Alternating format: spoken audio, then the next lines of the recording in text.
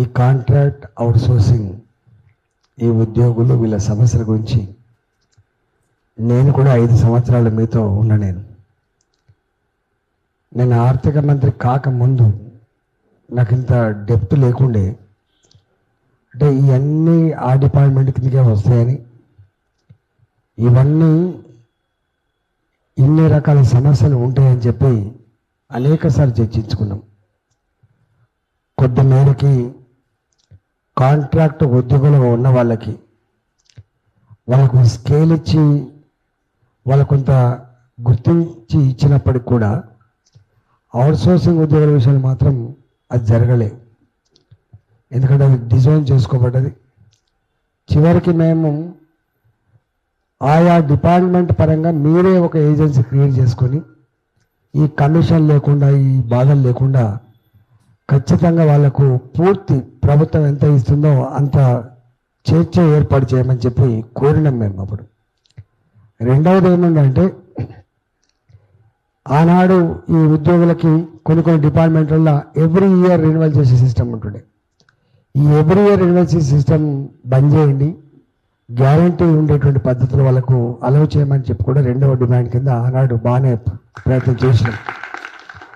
మూడవది, అడ్డమీది కూలీలకేమో 600-800 రూపాయలు వస్తాయి, చదువుకునేళ్ళకేమో 400 రూపాయలు వస్తాయి, 399 రూపాయలు వస్తాయి.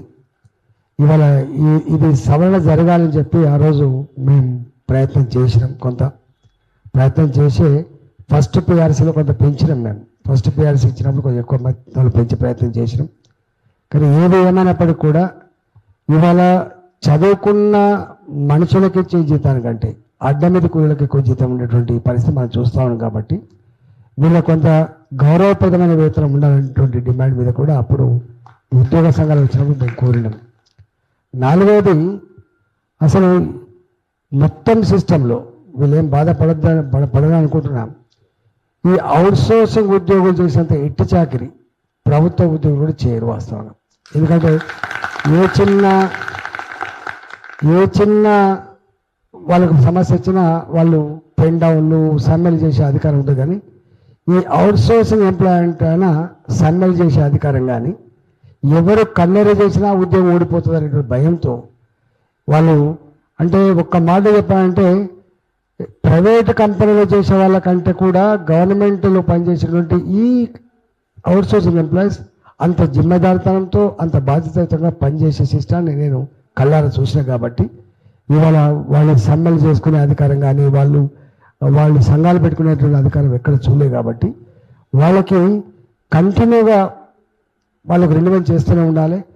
ఎక్కడన్నా ఉద్యోగ అవకాశాలు పూర్తి స్థాయిలో నింపే అవసరం వచ్చినప్పుడు వీళ్ళకి సంవత్సరానికి ఇంత పెంచి వాళ్ళకి అవసరమైతే 45 ఏళ్ళు 50 ఏళ్ళకు కూడా, ఎందుకంటే వాళ్ళు ఒకసారి ఈ ఉద్యోగాలకు వచ్చిన పడే ఏముంటుందంటే సైకలాజికల్గా ఇక మళ్ళీ ఇంకొక ఉద్యోగానికి రాయాలని మళ్ళీ ఇంకో దాంట్లో పోవాలటువంటిది ఎందుకు మర్చిపోయి దీన్నే సర్వస్వంగా భావించి ఆ డిపార్ట్మెంట్తో ఉండేటువంటి అనుబంధం కావచ్చు, ఉద్యోగంతో ఉండేటువంటి అనుబంధం కావచ్చు, ఇక అట్లనే ఇరుక్కపోతాం. ఎన్ని సంవత్సరాలు కలిసినప్పటికీ కూడా గింతే తప్ప గొర్రెతోక బెత్తరు తప్ప ఎన్నడూ వాళ్ళ జీవితాల్లో వెలుగు నింపే పరిస్థితి లేదు. నాకు తెలిసి ఒక అవుట్సోర్సింగ్ ఉద్యోగం జీవితంలో ఎన్నడూ ఒక ఇల్లు కట్టుకోలేడు. ఒక అవుట్సోర్సింగ్ ఉద్యోగం పిల్లలకి ఒక 20 లక్షలు 30 లక్షలు డొనేషన్ ఇచ్చి చేయించేటువంటి ఆస్కారం లేదు. వీళ్ళకి హెల్త్ కార్డు చక్కగా లేవు. వీళ్ళకి అంటే బిలో పావర్టీ లైన్ కింద జమ చేసి వీళ్ళకు కూడా ఇల్లు ఇవ్వాలి, ఇళ్ళ జాగలు ఇవ్వాలి, హెల్త్ కార్డులు ఇవ్వాలి, రేషన్ కార్డు ఇవ్వాలని చెప్పి ప్రయత్నం చేసిన కొంత, కానీ అవి కాలేదు. కానీ నిన్న గెస్ట్ లెక్చరర్స్ ఫోన్ చేస్తూ ఉన్నారు. ఇక్కడ ఇష్యూ ఏంటంటే అందరు దాస్తున్న అంశం ఏంటంటే, అంటే ఫెయిర్నెస్ లేదు, ఎవరి నిజాయితీ లేదు. ఇవాళ ఎన్ని లక్షల ఉద్యోగాలు ఖాళీ ఉన్నాయని చెప్పి వీళ్ళు చెప్తున్నారో లెక్కలు, అవన్నీ కూడా కాంట్రాక్ట్ వాళ్ళతో లేదా గెస్ట్ లెక్చరర్స్ పేరుతో లేదా అవుట్సోర్స్ పేరుతో నిండి ఉన్నాయి. ఇవాళ వీళ్ళు వచ్చిందంటే వాళ్ళు వెళ్ళిపోవాల్సిందే.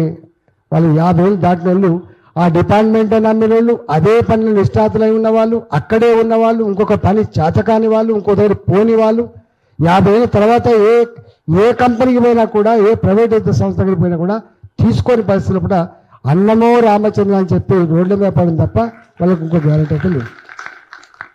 అందువల్ల ఇవన్నీ అనేక రకాల నేను దీంట్లో తల్లి తీర చూసిన కాబట్టి దాంట్లో గంట చెప్పిన ఓడలని బాధలు ఉన్నాయి. దాదాపు లక్షల మంది 2 lakhs అబౌవ్ ఉన్నటువంటి సందర్భం చూసినాం కాబట్టి ఇవాళ నేను ఈ ప్రభుత్వాన్ని మీ తరపున నేను కూడా డిమాండ్ చేస్తున్నా. ఆనాడు కొన్ని చేసినాం. ఫర్ ఎగ్జాంపుల్ 1650 రూపాయల కంటింజెంట్ ఎంప్లాయీస్ ఉండే వాళ్ళు ఆరుకోసారి వచ్చిండ్రు. సార్ ఇట్లా సంగతి అంటే 1650 రూపాయలకు 25 ఏళ్ళు 30 ఏళ్ళు సర్వీస్లో ఉండి రిటైర్డ్ అయిపోతే చచ్చిపోతే 5 బిల్ల రాదు వాళ్ళకి. ఎందుకు చేస్తున్నది మీరంటే ఏమన్నా ప్రభుత్వం ఏ ప్రభుత్వం రాకపోతుందా, ఆ ప్రభుత్వానికి మానవత్వం ఉండకపోతుందా, ఆ ప్రభుత్వం మమ్మల్ని ఎప్పుడన్నా కొంచెం స్కేల్ అయినా కూర్చోబెట్టకపోతుందా అని చెప్పి వాళ్ళు చేస్తూ ఉన్నారు. పంచాయతీ డిపార్ట్మెంట్లో, స్కూల్ ఎడ్యుకేషన్ డిపార్ట్మెంట్లో చేసి నేను వచ్చేటప్పటికి చాలామంది చచ్చిపోయింది. వాళ్ళ కంపాల్సరీ పోస్ట్ లేవు. ఇలా అవుట్ సోర్సింగ్ కంపాల్సరీ పోస్ట్ లేదు, నాకు కాంట్రాక్ట్ వాళ్ళకు కూడా కంపాల్సరీ పోస్ట్ లేవు. పర్మనెంట్ ఉద్యోగులు మాత్రమే కంపాల్సరీ పోస్ట్ లేవు, పెన్షన్ లేదు, ఏది లేదు అసలు. ఇవాళ అప్పుడు ఆ కంటింజెంట్ ఎంప్లాయీస్కి 1650 రూపాయలు ఉంటే నేనే వాళ్ళకి నాయకత్వం వహించి నేనే మీకు లీడర్ అని చెప్పి 1 రూపాయి కూడా ఖర్చు లేకుండా ఫస్ట్ పేజ్ కింద ఒకేసారి చేయడం కష్టమైంది కాబట్టి అని చెప్పి ఫస్ట్ 4000 రూపాయలు జీవో ఇచ్చిన, 4000 రూపీస్ పర్ మంత్. ఆ తదుపరి 8000 రూపీస్ కోసం జీవో కోసం నేనే ప్రయత్నం చేసిన. వాళ్ళు తిరిగే ఖర్చులు కూడా నేనే ఇచ్చినాం. వాళ్ళు వచ్చిపోతున్న ఖర్చు నేనే ఇచ్చి పనిచేసిన. చాలా మట్టుకు అంటే ఫస్ట్ పిఆర్సీలోనే ఈ కాంట్రాక్ట్ కానీ అవుట్ సోర్సింగ్ కానీ వివిధ పేర్లతో పిలువబడిన గెస్ట్ లెక్చరర్స్ కానీ వీళ్ళందరికీ గప్పుడే ఇంత లాభం జరిగింది. తెలంగాణ ఉద్యోగ పుణ్యమని చెప్పి గప్పుడే ఇంత లాభం జరిగింది. ఎందుకంటే 42% ఫిట్మెంట్ ఇచ్చినాం కాబట్టి అప్పుడు వీళ్ళకు కూడా కొంత లాభం జరిగింది కాబట్టి ఈ మాత్రం ఉన్నది. నేను ప్రభుత్వాన్ని వేతనం డిమాండ్ చేస్తున్నా. ఇచ్చే ఈ జీతం ఒకటేమో ఉద్యోగ బాధ్యత ఉండాలన్నటువంటిది నెంబర్ 1. నెంబర్ 2 వీళ్ళకు కూడా ప్రభుత్వ ఉద్యోగులకు వాళ్ళ అమ్మా నాన్నలకు డిసీజ్ వచ్చినప్పుడు వాళ్ళ కుటుంబ సభ్యులకు వైద్య పరమ వచ్చినప్పుడు ఏ హెల్త్ కార్డులో ఇవ్వాలో ఈ హెల్త్ కార్డు ఇవ్వాలన్నటువంటిది. 3వది ఆటోమేటిక్ రెన్యువల్ చేయించాలన్నటువంటిది. 4వది పిఆర్సీ ఎట్లా వేసి ఎట్లా పేస్తుందో అదే పద్ధతిలో వీళ్ళకు కూడా ఇవ్వాలని చెప్పి ఇవాళ ధరలు పెరిగితేనే డిఏ ఇస్తారు కాబట్టి ఎట్లా ధరలు పెరిగితే అట్లా కూడా వీళ్ళకు కూడా కొంత యాడ్ చేస్తే కుటుంబాన్ని పోషించుకుంటారు. నాకు తెలిసి ఈ అవుట్ సోర్సింగ్ ఉద్యోగులకి 25,000 రూపాయల జీతాల కంటే ఎక్కువైతే ఉన్నదైతే ఉండరు.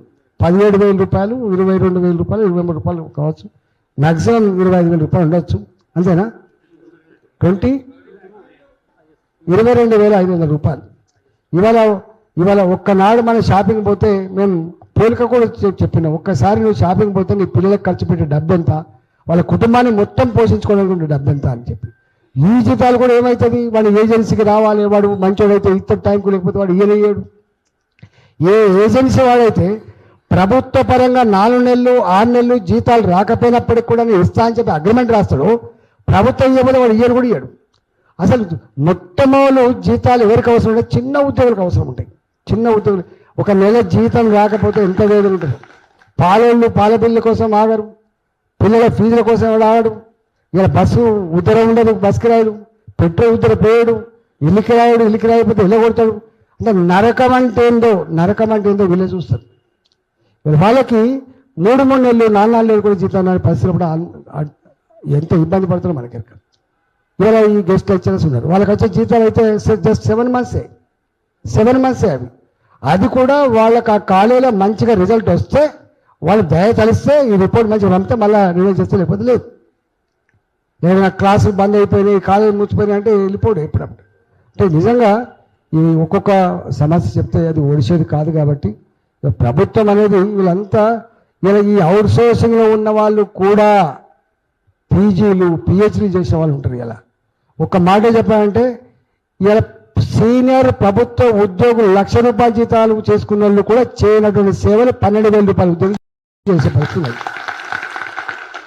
ఇలా ఆనాడు ఈ దరిద్రం ఈ ఎకానమీ దీన్ని చేసి ఈ పద్ధతి తెచ్చిండు.